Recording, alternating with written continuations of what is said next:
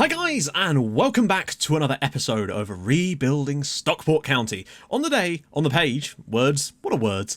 Edgar Palomino. That wasn't even a sentence either. Let's try that again. We're on the page of Edgar Palomino, a Colombian 18-year-old who was brought to my attention, of course, by my loving scouts. He plays at the moment for Millonarios. I originally thought he was playing for Hoffenheim, and you can sort of understand why at a glance I might have thought that. But he's going to be joining us. I've just picked him up, and I thought I'd show you this guy, because obviously he won't join us till the summer. How much does he cost? Well, it literally says right there, he has a release clause of 675 grand. And I figured, you know what, for an 18-year-old Colombian, 15 passing, 17 vision, there's a lot of things I like about this guy. Fairly professional, good tackling, good technique. I feel like he could be a solid midfielder, not immediately, but again, I'm building for the future constantly. Now, if he doesn't get a work permit, it's fine. We can send him to Spain for a couple of seasons until he's like 20. You know, that's the great thing about these sort of new affiliate clubs. We can do all that, and I'm a huge fan of that. So I'm trying to pick up as many little South American talents as I can on the cheap, really, so we can sort of farm them out a little bit. And that's what I'm going to be doing, basically, because I'm confident in a lot of the positions in this team at the moment that I'm not going to be trying to sign older players, because I feel like if we sign young, they can improve. That's the thing. I think the team's just got better throughout the season as the players are improving and they're building up the links with each other. And I want to keep the squad as tight-knit as possible. So in this summer, I'm probably just going to go after loads of youngsters again and just starting to slowly build that youth conveyor belt up and hope that we build ourselves up that way. That way we keep a core rather than just constantly rinsing through players. I feel like that's a better approach, and that's the way I play the game. Now, Fulham actually beat Manchester United 2-0. So that's a thing that's just happened. They got their second defeat of the year by losing to Fulham. And not only that, Cardiff in the relegation zone beat Chelsea 4-1. I don't know where that's come from. Maybe they've finally got a new manager that's going to smack some sense into them, as Palace also beat Bristol City 5-1 to pull themselves out of the relegation zone. So things are going on down at the bottom. They're actually getting points now. We're also hopefully going to have a youth intake in this episode too, in between the matches, so that's going to be fun as well, so look forward to that. Kubat's been our best player, you say? If I trip him up in the car park, do I get his spot in the team? Oh crap, didn't mean to tell you that. Well, Bruno, as it happens, you've probably played more Premier League games than you did in the Championship last year, which is nice. That warms my tiny heart that Bruno Bridges has actually somehow made a... I don't even know how he's done this, has made a reappearance in the team and has actually been really good for the most part. It is truly unbelievable. Like, the stats don't lie. He's put in good performances for us, which is mental. And it really does add to the lore of Bruno Bridges a little bit. It seems that he seems to have got his gambling addiction under control, all the stuff he was having, the problems off the pitch. He seems to have got his life back under control. I look forward to talking about that potentially in another episode of Building Bridges. Burning Bridges would have been if things went wrong. Kubat evolves into Golbat. Well, we all saw that one coming, but hey, it still had to be said, didn't it? OMG, I must say you make a fantastic drag queen. Now, anyone who's not seen the episode that he's referring to must be wondering what the hell we're talking about. And I'm going to keep it that way. But thank you. Now, we've had one game off camera, so we'll quickly talk about that before we get into today's game. Now, we're actually going to be playing Cardiff and Arsenal today because the Newcastle game got moved. I don't know why. I think FA Cup. There wasn't really a lot to say about this match, really. A fairly even affair. I think we were probably the better side. Kept a lot more of the ball. We just could not seem to break them down. Another clean sheet, though, for Louis Malden. I'm certain he's already got more Premier League clean sheets than he did in the Championship last year, that's for sure. Makengo and Roussel, again, were an absolutely brilliant centre-back partnership. These two have slowly, over the course of the year, pushed John Gray aside and become the keys to us. And remember, we've still got Canmaz to come into the team next year. So we'll have three really solid young centre-backs that are only going to get better and better, and that's pleasing. Life without Frano Fazic is not ideal, really, but we've got the money, I suppose. We just couldn't do anything with it. But without he and Callum Gribben, things have been kind of tough. It means that Carlos Toril is going to see a lot more game time if we do need to switch over to an attacking mid, though. So I guess there's that. All of that still leaves us 9th in the league. We're pretty comfortable at that point. I think my target now for the season is going to be to get a top 10 finish. Since we're in this position now, we're 5 points above it, although Newcastle do have a game in hand. So it still might be a bit of a difficult ask, but we're not going to get relegated. We're still, 24 points above the drop zone, because Cardiff, of course, and Palace both picking up wins over this period. So the gap has moved slightly. I said 26 points would be what you need to survive, and it still could well be, but they have started putting up some points now. Just kind of interested, actually. Yeah, Louis Malden's had 8 clean sheets this year, which is actually joint 7th in the league. So fair play to Louis. Like, bravo, big applause. So I don't know why I just became Louis Van Gaal for a second. Right. Let's get into things. It's Cardiff today. This is a must-win match just to keep us ticking over in the top 10. Arsenal is a massive free hit, but they're still not in amazing form at the moment. United still flying away at the top, although they did lose to Fulham, of course. Henning Berg now managing Cardiff, in case you're interested. How is John Okoro doing? How is his injury coming along? 4 to 7 weeks. I tell you what, he might be able to make another appearance by the end of the season. Who knows? But oh my God, look at what it's done to him.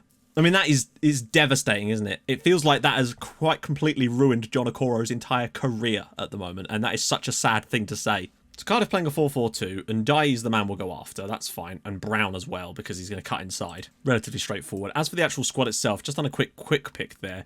That side, is it Bridges or Kit Kat? Like, in all honesty, it's Bridges. He's been the better performing player in the middle. My assistant just loves John Hume, and I love him too, but I love Kubat more. I'm going to go with Bednar for today. I've played Dimitrov against Watford, I think it was. So Roussel and Makengo, of course, with Bridges in there as well. Okay, so on the bench, we're going to go with Leemans, Dimitrov, Turil, Puimal, Gray, Hunter, and John Hume. Also, Basic now has signed a deal. 1.5 million he's going to be leaving in the summer to join, who was it? I think it was Vojdovac over in Serbia. So he's finally going to be off the wage bill, and 1.5 mil. This game needs to be won. Like, we were poor against Man United, and we were poor against Watford because we didn't go and get the win. And we haven't scored in 2 games all of a sudden. So we need to step it up. I mean, obviously, I think we're going to be fine anyway, but it would be nice for us to just finish the season off with some good wins against these teams. But, you know, if we were to get a couple of games of bad luck, we've had it coming. Davison, they're marking up quite nicely, but, oh, we found the space now. Kubat can give it a run. He's got men in the channel. Bizer's one of them. Can he slip around the corner for someone? He's found Bednar. Can he pick out a cross? He does. Cleared away. Kubat! Oh, what a... Oh, it's going to come to Zimaria. And it's pulled it across, and that's going to go up for a nothing. We've got 3 players coming across to try and tackle him here. Please, one of you make a job of it. Davison does well. Zé Maria, let's go. Miller's making that run. He's got men supporting him, and he's lost the ball. And it's going to be a foul. Okay. Weird. What's going on here? Oh, it's a straight red for Badu and Dye. Well, Cardiff are down to 10 men now. I know what we're doing. I'm going to immediately switch both of these two onto wing backs. I'm also going to put Zé Maria inside so that there's room for an overlap. Because we're just going to need that extra width now. And we're going to have so much space out wide. Might even be tempted to put on an attacking midfielder. Maybe bring Turil on, because we'll just... that little bit of extra play. But look at this. The space out wide for Bruno Bridges. Go on, Bruno. Get us a good ball. He's found Miller! And... oh, what a chance that was. We're looking a lot better now. This has to be a win from this position. Okay, half-time. They're down to 10 men. We're still not creating a great deal. We definitely need to step it up in the second half. I feel like just the sheer amount of possession is probably going to be the key factor in the end for us. Going to go to attacking, because we've got the extra man. Oh, they've switched their system. Okay. They've finally grown some sense, so we actually are going to switch back off of that, just because it could get us caught out too much. Mark the crap out of bot time. They're just going to try and sit for the rest of this match. You can already feel it. Bednar out wide. Ah, it's deflected. Roussel will pick that up, though. We just need to keep the pressure on them for the rest of this match. I feel like the goal will come eventually if we just keep pressurising them. We've got an extra man. Bednar. Again. Miller. Oh, edge of the box maybe for someone. Davidson's through. Oh, he's put it wide. Got a good chance, though. Absolutely acres of space for Bednar to just run into unchallenged. Look at this. Running all the way through, and he's been absolutely clattered there. Bizer slips it through. Miller's the one, and he's put it in his offside. I wish he'd let that run. I think Camille Bednar was actually continuing his run. Okay, we've found a way to score, at least. They just can't stop changing the goddamn system, can they? Bednar, we'll keep them as fullbacks, but both on attacking now. Bednar's ball. Cleared away. Booty, look at the space outside. Zé Maria strikes it, saved by the goalkeeper. Because we'd have had 2 0-0s against Cardiff this year otherwise. Turil. Bruno Bridges making sort of a run forward. Like, another clean sheet it would be. Bruno Bridges' ball. Bizer! Oh, what a ball that was from Bruno. Miller turns it across, cleared away. Turil. Bruno Bridges. Go on, Bruno. Oh! I thought that was the moment. Imagine if that had gone in. I think my face would have exploded. But we're somehow not going to win this match either. There's going to be back-to-back 0-0s and not suddenly not being able to score for 3 games. It's crazy. Bruno Bridges again. He's through. Finds... oh! Oh, God. Miller. Ball in. Turil. Bruno Bridges. Roussel. Bednar. 20 seconds left. Go on, son. He's gone past a few. Ball in. Zé Maria. Saved at the back post, and that is going to be that. I don't believe it. I can't believe we've drawn this game 0-0. It's another clean sheet in a game which Bruno Bridges has played, which is fantastic, but... I can't believe we've not done enough to win this match. Against 10-man Cardiff, who are only just outside the relegation zone, we're going to drop points to them. That is piss poor. That's really, really poor from us. And that's now 3 games in a row without scoring a goal and back-to-back 0-0s. As if overnight our ability to score goals has just evaporated. Not really sure why, but we definitely need a goal. Right, guys, we're back on the day of the game against Arsenal. Of course, Manchester United have gone and won away at Spurs and are now...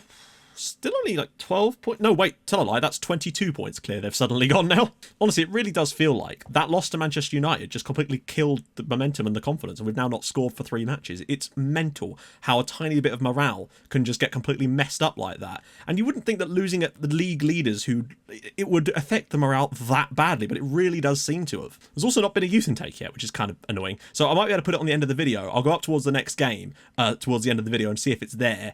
If it's not, then it'll have to be in the next episode. good. Arsenal play... Oh, they're playing that same kind of system that we might use. So that's interesting. We might have to do that too, to be fair. So we're going to go with this approach, as you'd expect. My assistant reckons Liam Hunter is actually better than Turil for this, and I'm actually tempted to agree with him. I am, however, going to go with Bruno Bridges again, because he's just putting in the performances. So on the bench, Davidson, Dimitrov, Turil, Juro, KitKat, Hume, and of course, Kubat. So yeah, that's our lineup for today. Booty and Lehman's going to do a double pivot type of situation here, and see how we get on. Also, Liam Hunter, I think this might be the first ever Premier League start for the young lad, so that's nice. But it is still weird to have gone from 8 consecutive league victories to suddenly it would have been probably no win in 4 matches, and we've not scored in the last 3. It's such a weird way to go. We were so strong defensively, and now we've gone completely the other way. Defence has still been good in these games, to be fair, for the most part. And cleared away. Bizer, he's through, and Leno makes the save. But the first blood, in terms of shots, goes to us. Bruno Bridges does seem to be a good luck charm in terms of, for the most part anyway, keeping clean sheets. So that's nice to see. Booty now, bringing it away. Having a lovely... Oh, what a ball! Bizer's through. One-touch finish. Go on, Bizer! Has he just tried to chip bloody Jay Leno in the Arsenal goal? I can't believe that. And now Liam Miller has a tight hamstring.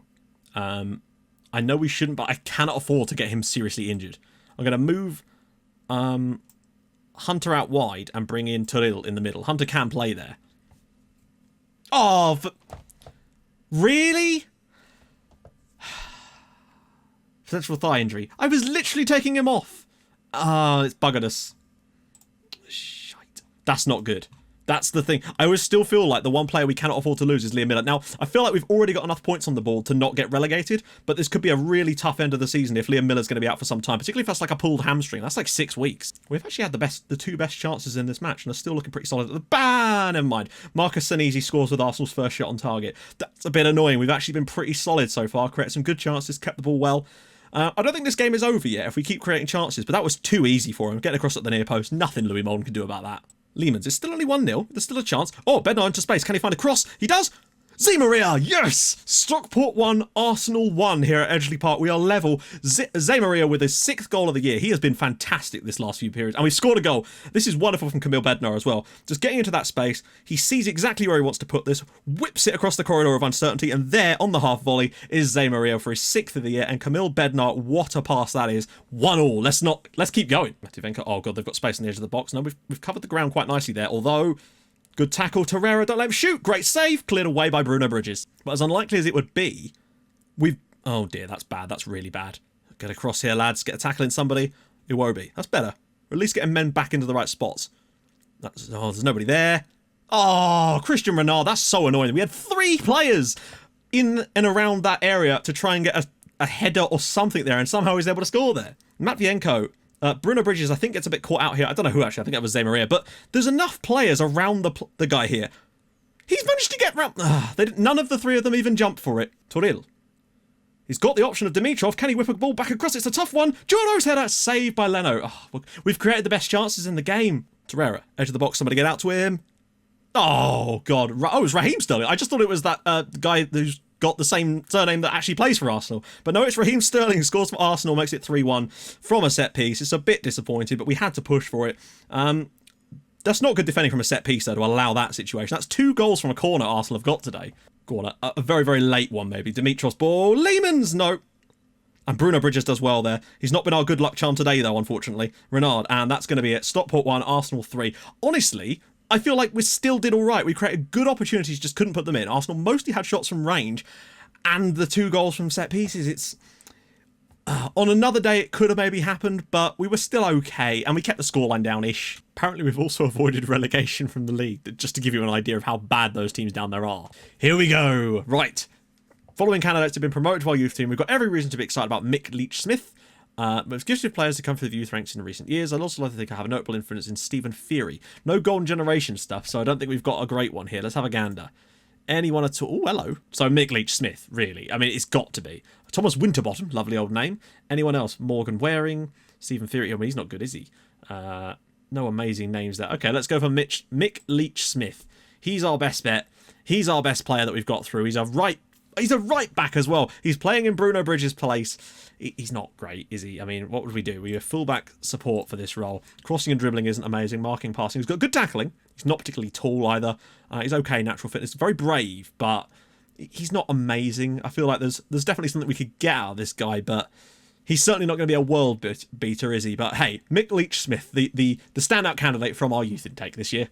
So, next episode, I feel like, why not? It's going to be the end of the season. It's going to be a home match against Fulham to finish off the year, which is very ironic considering the way we finished off last year, tied on points with Fulham. Hopefully they'll be safe by then. I think they probably will be. It's going to be a decent chunk of games off camera, but it means we can finish off the season in style, because we've now avoided relegation. We're not going to do anything else in this division. We're just going to see out the rest of the league, try and pick up a few more wins, get to 50 points, and that should be all dandy. Then we can look forward to another transfer window. Oh, we're getting through this now. Anyway, if you've enjoyed this, despite what's been a pretty underwhelming last few period of games, just 1 goal in 3 and a couple of clean sheets in there too, then drop a like on the video. That would be awesome. And if you're new to the channel, hit that subscribe button for more videos like this in your inbox every single day at 6, and I'll join you guys in the next episode for Fulham and the final wrap up of matches. Can we get a couple more wins? I want 2, maybe 3 more wins this year just to keep me satiated. I'll see you guys soon. Thanks so much for watching. Bye bye.